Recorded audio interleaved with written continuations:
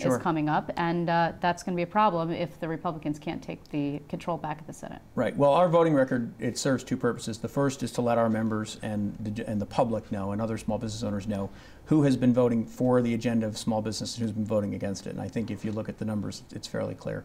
The other thing we do, as you mentioned, unlike a lot of other business groups, we do make endorsements. And we not only make endorsements, we engage and run political campaigns to elect re-elect pro-small business legislators and elect better pro-small business votes in races where we think we have the ability to have that impact.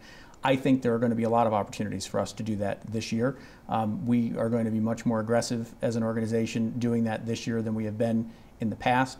And I think if you look at our agenda and the issues that impact our members and small business owners, they're also taxpayer issues.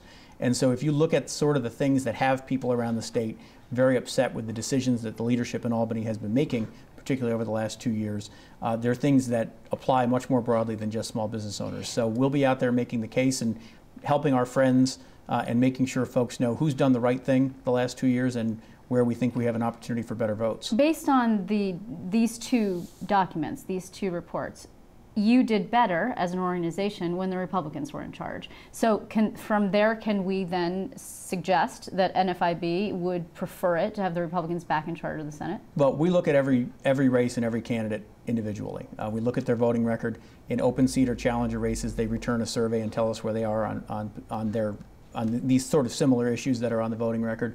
And we are nonpartisan.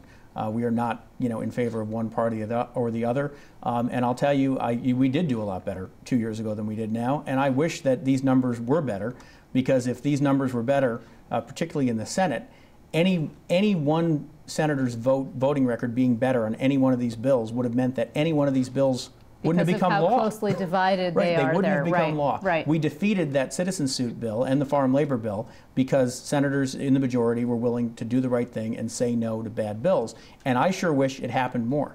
And I wish there were more people in different parties that we could give better voting records to, but that's just not how the votes came down. That's their decision, not ours. How many members do you have in New York? We have more than 10,000 members in New York, so okay. we're the biggest broad-based business organization in the state. We recently spoke to the State Business Council, and the Business Council is not an endorsing tool. It's not what they do. They are more of an umbrella sort of organization, although they do advocate, of course. Absolutely. And we work very closely with them. They're strong partners and friends. So the sort of rap on the business community has been, and this is something that perhaps you could speak to because you were a member of the Pataki administration, the business community played a very big role, particularly the Business Council, in helping Pataki in 1994 defeat Mario Cuomo. And the rap has been that they've sort of been disjointed, if you will, and not working together in a concerted way. And that's part of the reason why you're seeing what's happening here, because you have so many disparate interests pouring so much money into the system, but they're all very concentrated on their particular issues.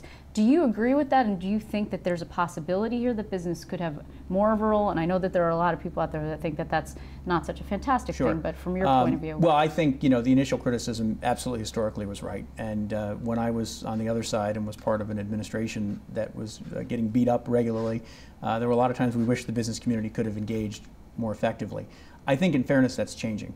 I think that, at my organization, NFIB, the Business Council, Unshackle Upstate, sort of the three big broad-based, I guess you can call Unshackle a statewide organization, even though they're called Unshackle Upstate.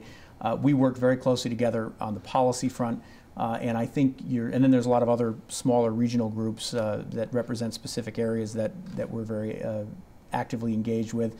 I think you're going to see a much more effective engagement from the business community on the political front, because clearly, if we're not electing more good pro-business, pro-small business, pro-economy legislators, we're going to keep showing bad numbers in terms of how we've done. Because this voting record is not only how the legislators voted, it shows whether we were winning or not. And this was a very difficult session for the business community.